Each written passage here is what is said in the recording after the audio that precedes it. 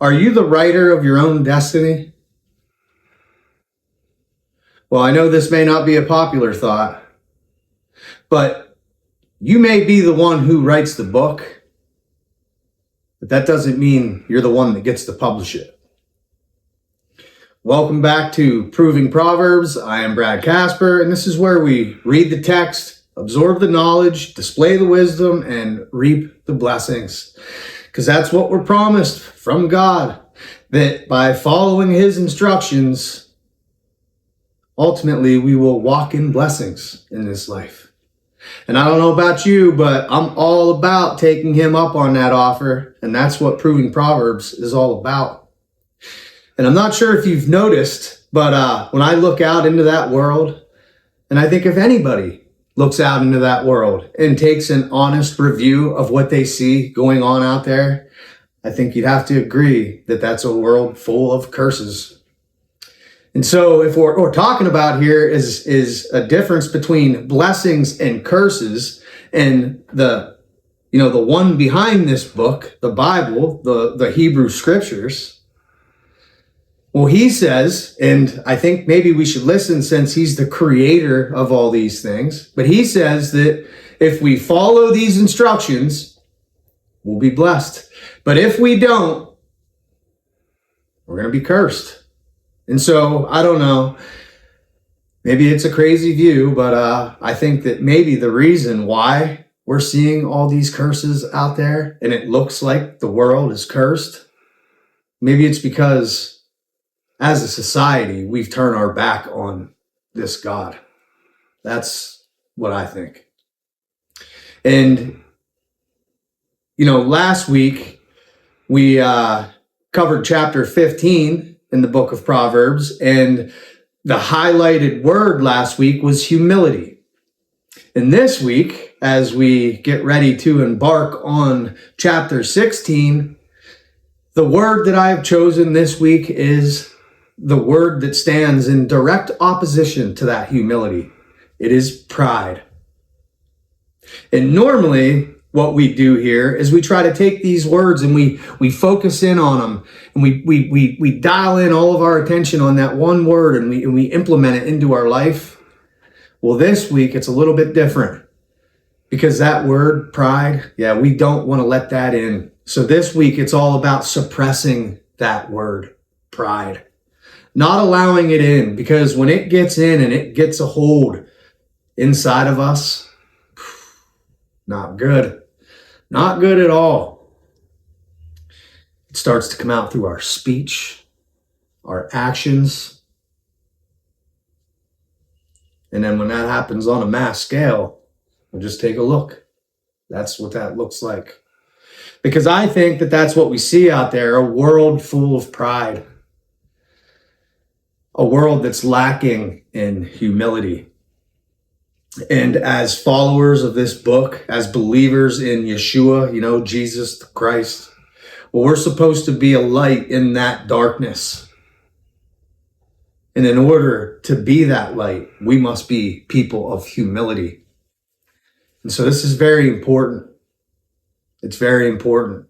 And I know I struggle with it as well, because you look out and it seems like darkness always wins, right?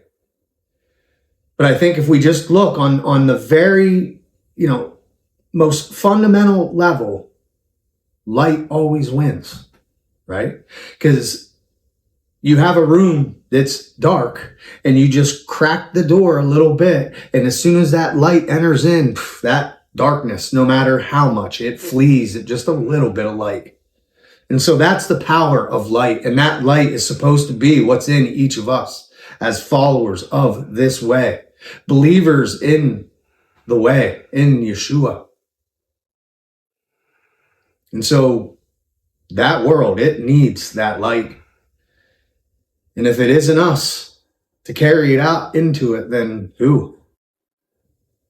So that's a job for us all. That's a responsibility for all believers. And I think it starts with humility, because that world is definitely lacking humility. It's a rat race out there, if you haven't noticed. And the root of the rat race is pride. It's the root. And it's interesting because when we go back in this origin story here, the whole way back to the beginning, what we see is that this thing, pride, it's what caused all of this, right? Because we're told that that's what rose up inside of Hasatan, Satan, the accuser, the one that makes accusation against you. Pride, that's what rose up inside him. And he got the inclination that he was God, or he was equal to, or superior to God. And that was the beginning of the fall. And there's an interesting verse in this chapter that describes that perfectly.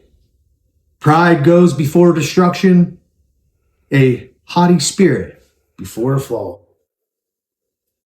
And that's exactly what happened before the fall of mankind. And now we get to suffer through all of this because of that pride. And so hopefully we can keep it away, keep it out. Even Eastern philosophy, Eastern religions recognized this concept, the concept of the ego. And the ego, it had to die. There had to be a death of the ego in order for you to experience nirvana or enlightenment. It's no different than what the Bible's been telling us all along, right? Because that is what's on the menu for the ego, pride. It's the only thing it eats.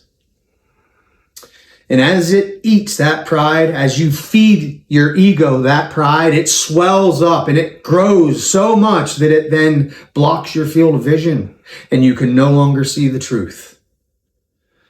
That's what pride does.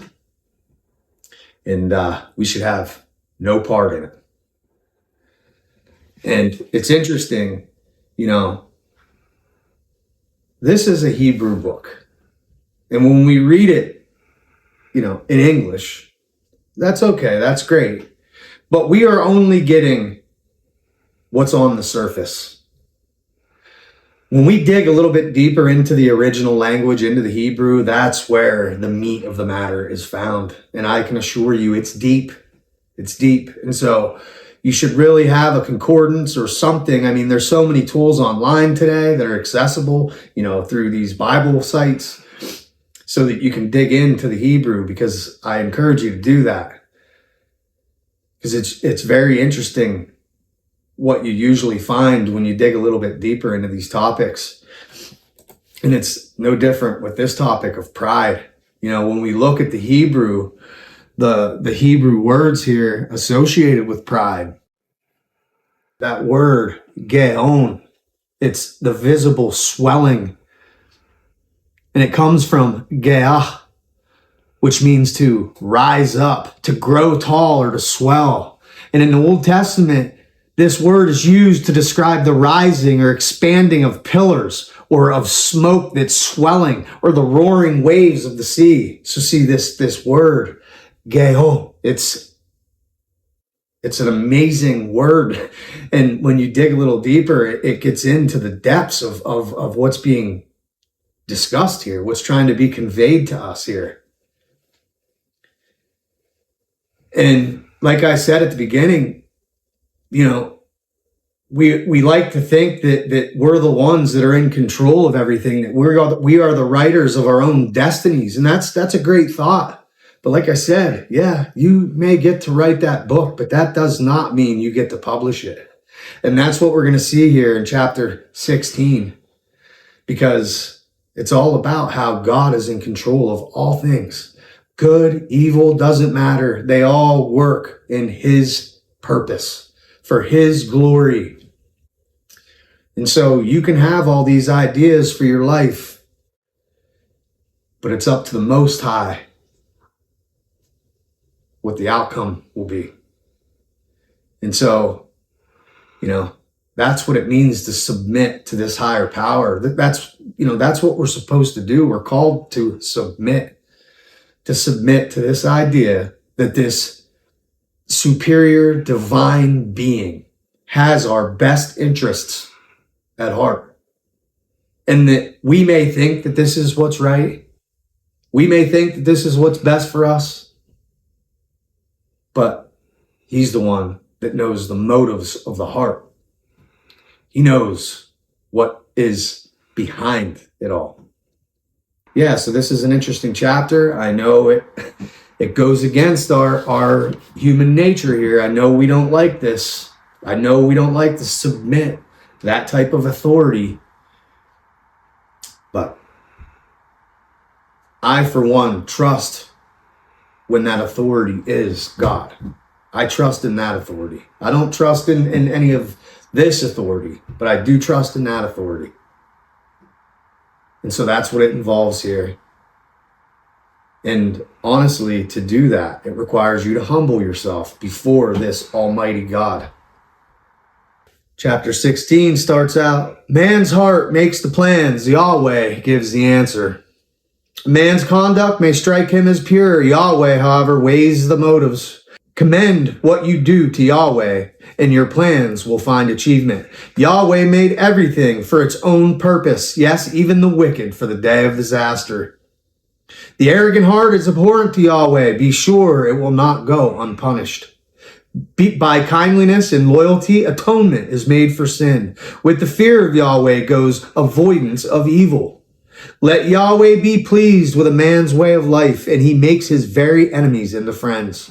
Better have little, and with it virtue, than great revenues, and no right to them. A man's heart plans out his way, but it is Yahweh who makes his steps secure. The lips of the king utter oracles. He does not err when he speaks in judgment.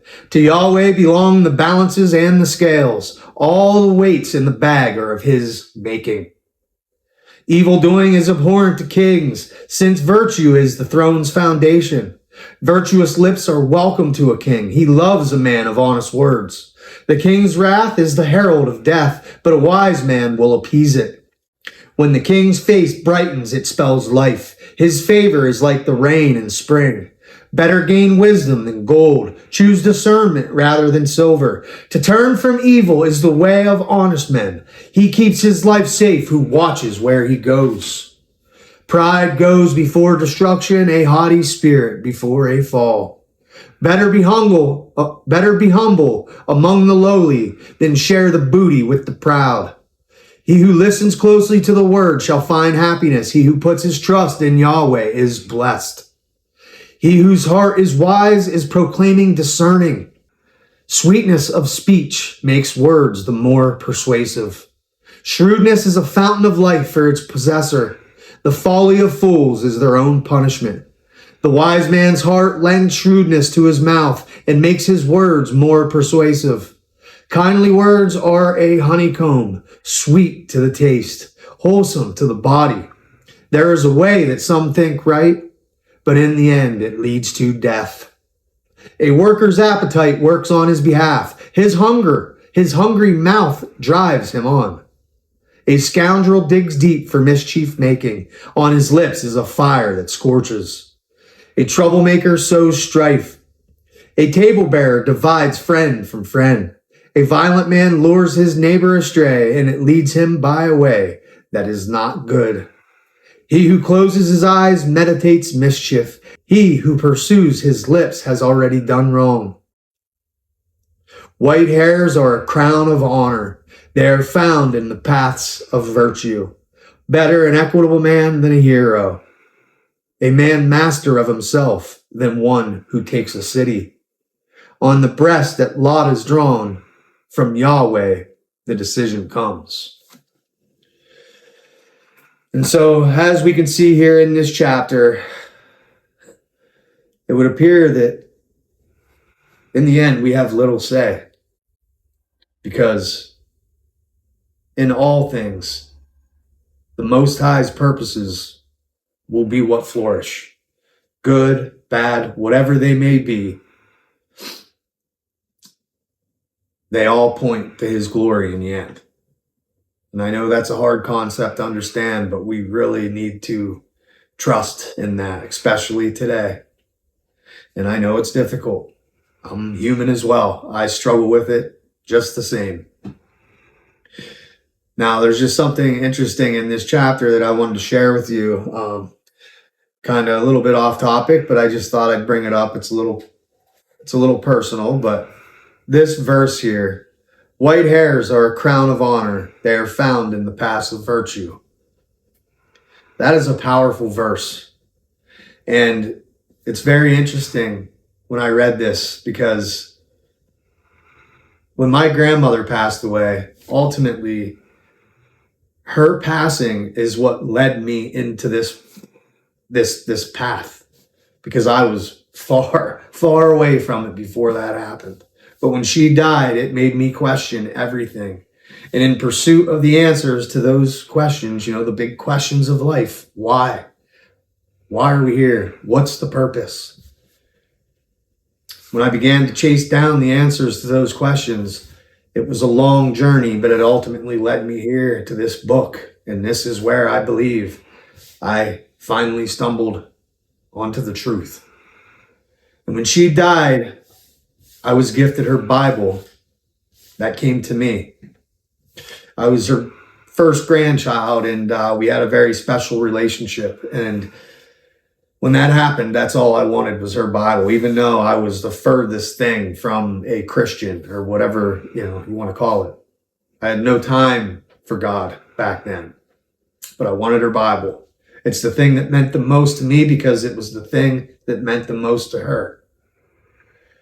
And when I began to read through her notes in her Bible, one of the notes that I saw on one of the pages said how she used to struggle with insecurities over her gray hair. Once she started to get gray hair, she was insecure over it.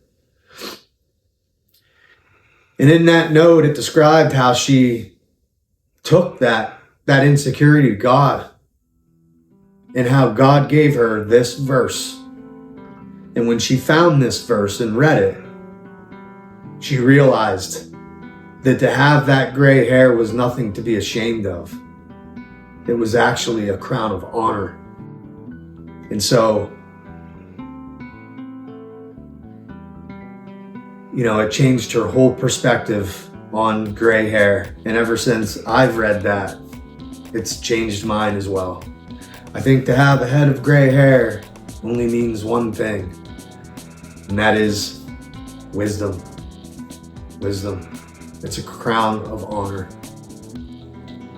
And hopefully we are all on that path of virtue, because it will always end in gray hair for us all. But unfortunately, there are two paths. Good thing is we get to decide which one we'll finish on. Anyway, I just wanted to share that with you because, ever since reading that verse, when I read it, I know what it did inside her, and it just gets me every time I read it. So I just thought I'd share it with you as well. Anyway, that's all I got for this one. I am Brad Casper. This is Proving Proverbs. Please, if the video's touched you, like it, comment on it. It helps get it out to more and more people. And if you haven't yet, please subscribe to the channel as we continue our journey through the book of Proverbs. And until next week, Sunday, 9 a.m. Eastern, we're out.